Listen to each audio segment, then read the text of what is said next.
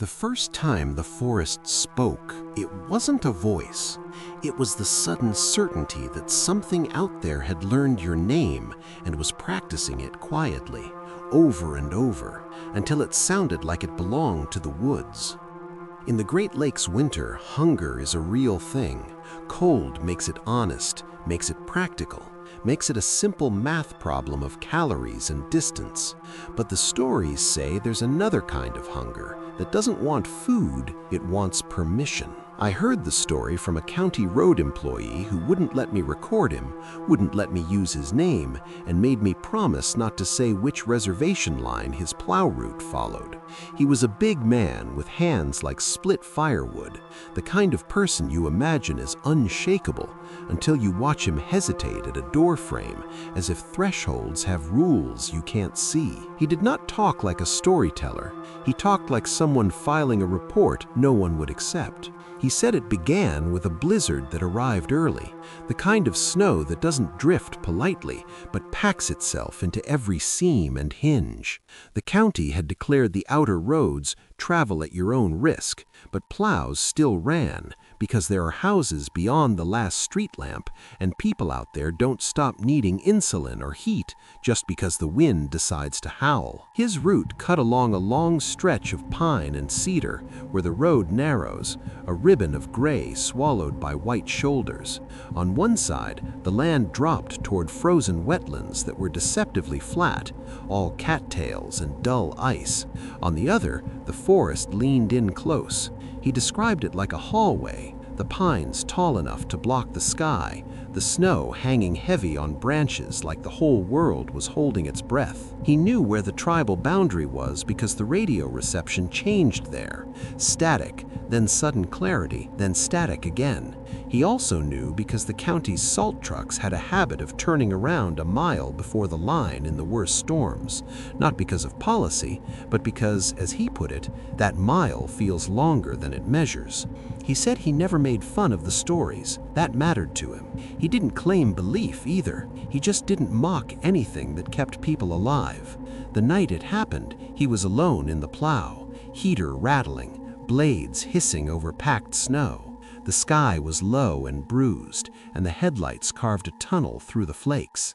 He watched the world become a small circle of light, and the rest become whatever wanted to exist beyond it. At first, it was just deer. They stared and didn't run, which is always wrong in a storm. Animals in that kind of weather are either moving fast or they're already gone from the world you know. These deer stood in the road as if waiting for instructions. He tapped the horn. They didn't flinch. He eased the truck forward, expecting them to scatter. They didn't. They turned their heads in unison, looking past him, not at the plow, but at the dark behind it, like something had come up on the road and was standing right where his taillights died. That's what made his stomach tighten. Not the deer, but the idea that the deer were watching something else. He told himself it was a trick of weather, the way heavy snow can make a person imagine movement in the periphery. He did what anyone would do. He swallowed the discomfort and kept going. Work, after all, is a great weapon against fear. It gives you tasks. It gives you a reason not to listen too closely. A few miles later, the smell hit him. Not a skunk, not exhaust, something older and sourer, like wet fur left too long in a warm place, like a freezer that lost power and then regained it. He looked down at the vents, half expecting a dead mouse in the ducting, but the smell didn't behave like something inside the truck. It arrived like a presence. Then his radio crackled. Not the dispatcher, not chatter. Just a thin, distant sound that could have been wind, except it formed syllables. He turned the volume down, and the sound didn't get quieter. It was as if the noise had moved from the speaker to the air in the cab. He pulled his gloves off with his teeth and checked his phone. No signal.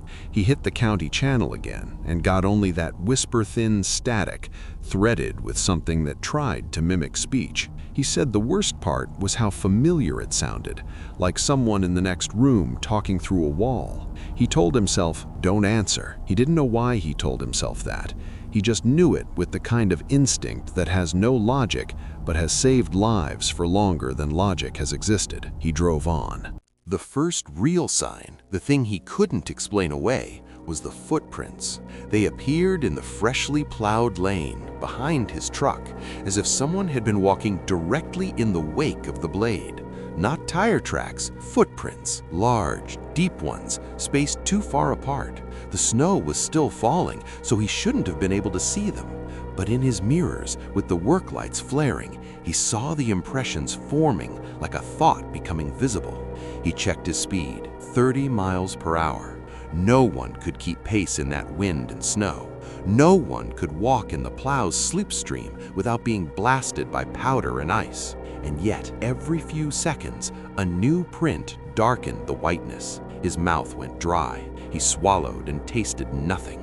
He made a choice that he still seemed embarrassed by when he told it. He accelerated. Not because that solves anything, but because fear makes you want distance. The truck lurched forward. The blade chewed snow. The forest watched. In the mirror, the footprints stretched longer. The spacing widened. It was no longer walking. It was adjusting, learning, matching him.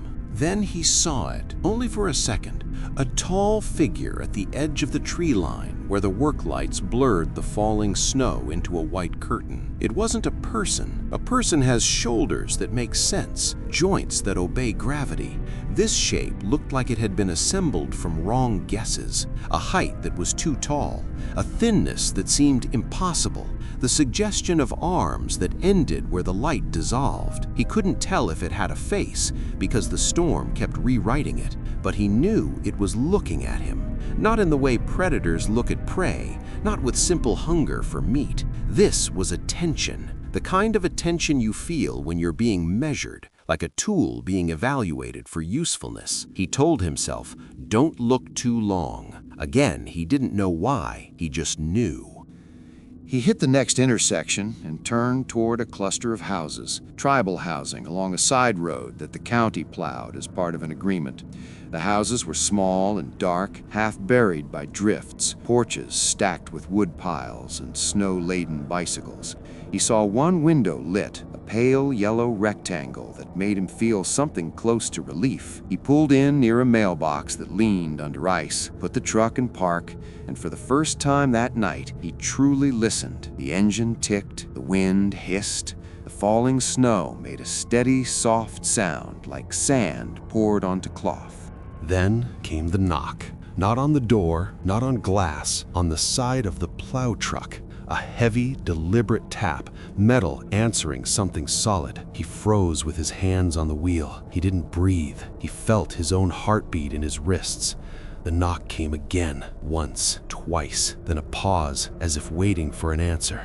And then, softly, impossibly close, his name. Not shouted, not whispered, spoken the way a friend says your name when they want you to turn around. He told me he didn't scream. He didn't even flinch. He became perfectly still in the way animals do when they realize movement will make the world notice them. His eyes flicked to the rearview mirror, nothing but snow and darkness. The name came again, this time with a faint wrongness, like the voice was wearing his name as a mask that didn't fit. He thought about rolling the window down, just an inch, just to hear better, just to confirm. That's the moment, he called it later, the moment the story stops being about a monster in the woods and becomes about a human weakness so common it might as well be a law, the need to know. He didn't roll the window down. He did something else instead. Something he said he'd been taught as a kid, not as a spell, not as magic, but as etiquette. He spoke to the air without turning his head. "I'm working," he said. Voice steady only because fear had already taken everything that could shake. "I'm going back on the road." The wind swallowed his words and returned them colder. For a long moment there was nothing but snow. Then, as if disappointed, whatever was outside moved. The truck rocked, subtle, like a heavy hand pressed the metal and released. Not enough to tip it, not enough to damage it, just enough to prove strength, just enough to say, "I could." He watched the lit window of the nearest house. He wanted the porch light to flick on, wanted a door to open, wanted a human voice that didn't belong to the storm. Nothing changed. Whoever lived there either slept or knew better than to come outside when the night felt crowded. The radio crackled again, and this time it was clearer. as if the county dispatcher had finally cut through the static. But it wasn't the dispatcher, it was his own voice. He heard himself speaking through the speaker, calm and conversational, as if he were sitting in a warm kitchen describing a normal day. The voice said, "I'm stuck. I need you to come out here. I need help, please." His fingers went numb. He stared at the microphone clipped near the dash. He hadn't touched it. He hadn't pressed transmit. The voice kept going, repeating the same message with tiny variations, each one more pleading, each one more convincing. He said the scariest part wasn't that the voice was his, it was that it captured something he didn't realize he sounded like.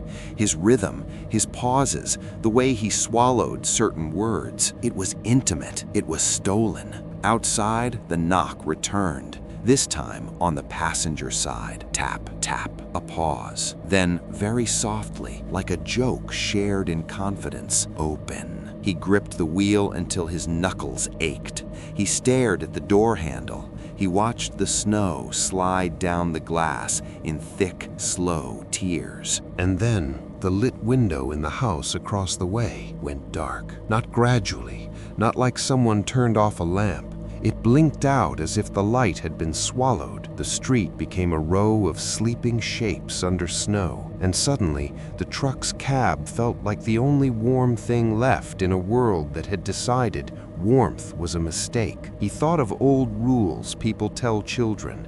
Don't whistle at night. Don't call back into the woods.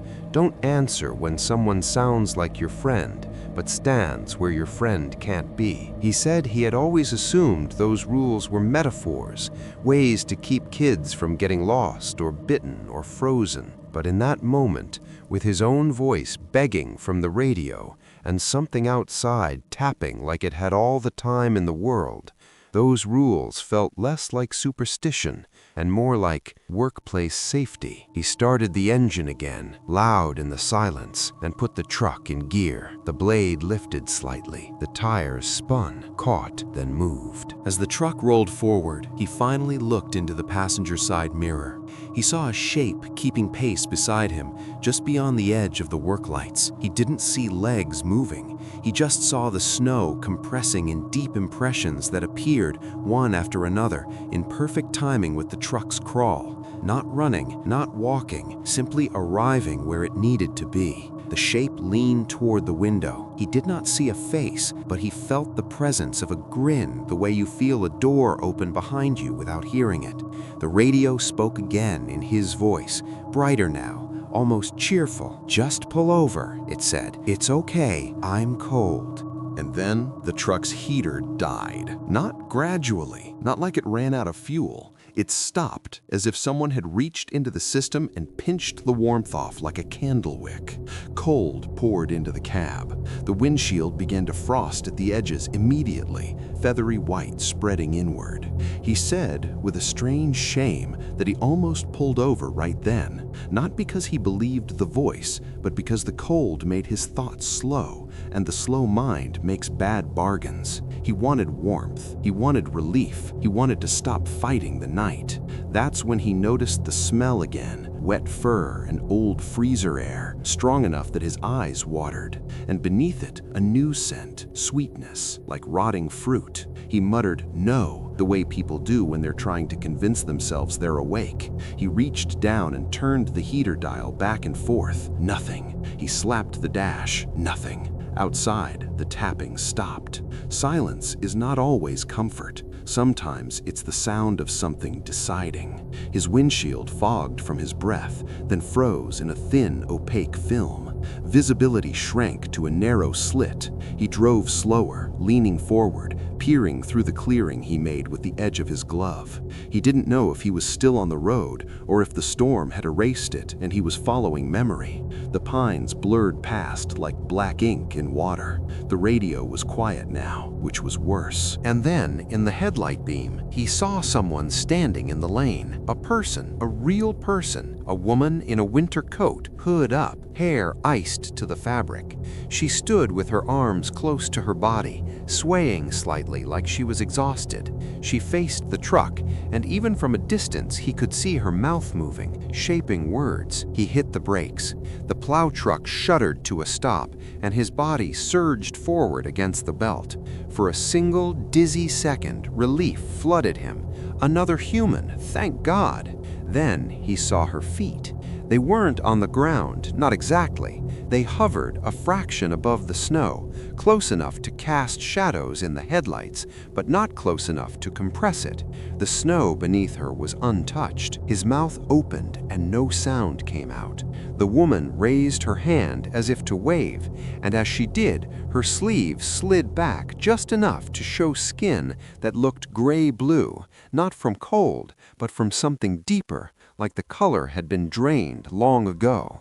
The hood slipped slightly, revealing her face. It was his face. Not exactly. Softer, narrower, a version that could belong to a sister or a cousin. But the eyes were his eyes. The expression was his expression when he tried to look harmless. Her lips moved again, and without the radio, without any speaker, he heard the words inside the cab as if the air itself carried them. "Let me in." He didn't. He couldn't. He put the truck in reverse and backed away, tires grinding, blade rattling. The woman's body didn't move. It remained in the road, swaying gently, patient as a signpost. As he backed up, the headlights swept across the tree line, and for the first time he saw how many shadows were standing there, thin, vertical forms between the pines, too straight to be trees, too still to be animals. The storm thinned for a heartbeat, and in that heartbeat he saw the suggestion of antlers on one of the shapes, not attached to a deer, but rising from a height that didn't belong to any living thing he knew. The woman in the road tilted her head and smiled. He said he understood then that the thing wasn't trying to kill him quickly. It was trying to make him choose wrong. It was trying to make him offer an opening with his own hands.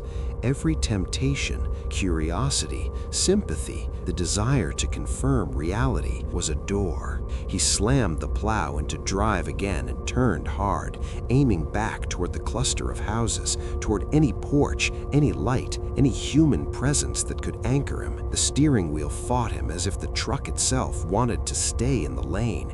The engine strained, the windshield continued to frost, and behind him, in the mirror, the footprints reappeared, deeper now, closer together, as if whatever followed had decided it didn't need to pretend to walk anymore. He gunned the engine, and the plow roared forward. He made it to the first house and did something he hadn't wanted to do. He laid on the horn, long, desperate, humiliating blasts that echoed off snowbanks and pines.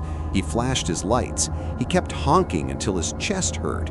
A porch light flicked on. A door opened a crack and a face appeared. An older man, eyes narrowed, taking in the plow truck, the storm, the strange urgency. The road worker rolled his window down just enough to shout, voice shredding in the wind. "I need to warm up. Heater's out. Can I come in?" The older man stared for a long second, then shook his head. Not angry, not cruel, firm. He pointed toward the plow truck and then toward the road behind it, and he mouthed something the road worker couldn't hear over the wind. The worker leaned closer to the crack in the door, desperate. "What?" The older man spoke louder, and this time the words cut through. "Don't invite it." And then he did something that made the worker's blood run cold. He pointed past the plow truck, not at the road, not at the woods, but at the air beside the truck, as if something stood there close enough to touch the door. The worker turned his head slowly. Nothing, but the smell surged. Wet fur and sweet rot, so strong he gagged. The older man's eyes widened in warning, and he pulled the door shut fast, not slamming it, just closing it with the controlled urgency of someone who knows exactly what panic can cost. The porch light snapped off immediately. The road worker stood in his cab with the window still cracked, cold seeping in like a living thing. And he understood. The man wasn't refusing him. The man was refusing the phrase, "Come in," an invitation. The worker yanked the window up. In the sudden quiet of the cab, he heard a new sound, Soft laughter, like someone amused by a game well played. His radio clicked on by itself. His voice spoke again, warm and friendly. "See? They don't want you, but I do." He drove. He drove until the houses vanished behind the storm, and the road became the forest hallway again. His hands were claws around the wheel. His breath came shallow because deep breaths felt like they might pull the smell into his lungs permanently. The heater remained dead. Then, over the engine and wind, he heard footsteps on the roof. Not sliding snow, not ice, footsteps.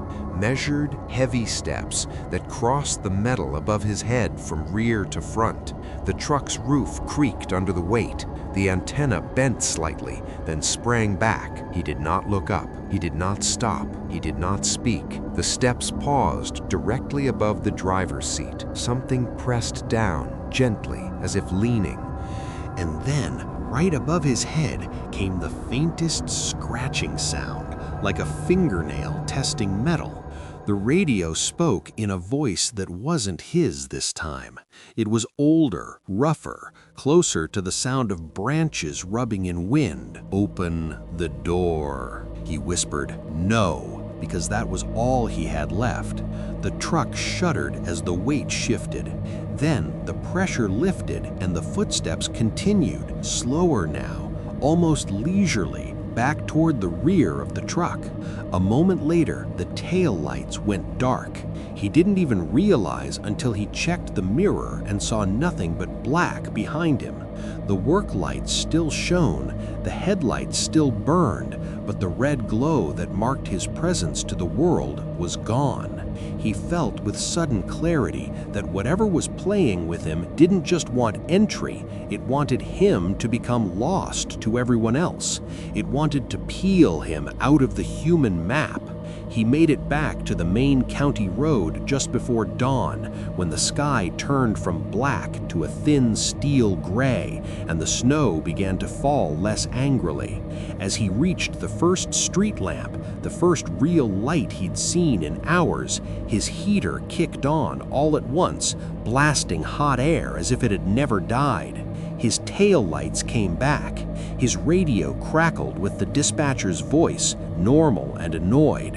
"Where the hell have you been? We've been calling you." He tried to answer. His mouth wouldn't form words. He finished his route in silence, refusing to look into the tree line whenever the road narrowed. He did not stop for coffee. He did not mention what happened to anyone who would laugh. Days later, he returned to that stretch in daylight, because daylight makes humans brave and stupid. The road looked harmless. The pines stood still. The world felt ordinary again.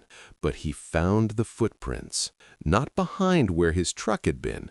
Those would have been filled by new snow. These were beside the road, just inside the tree line, pressed deep into the powder, as if something had stood there for a long time, watching the highway. They were too large, too long, and beside them, like a smaller echo, were prints that looked almost human, almost. He never plowed that route again. The county claimed it was a schedule change. He called it something else, a boundary. And sometimes, only sometimes, when winter comes early and the sky lowers into that bruised color, he hears his name in the static between radio stations. Not shouted, not whispered, just spoken like a friend waiting for him to turn around.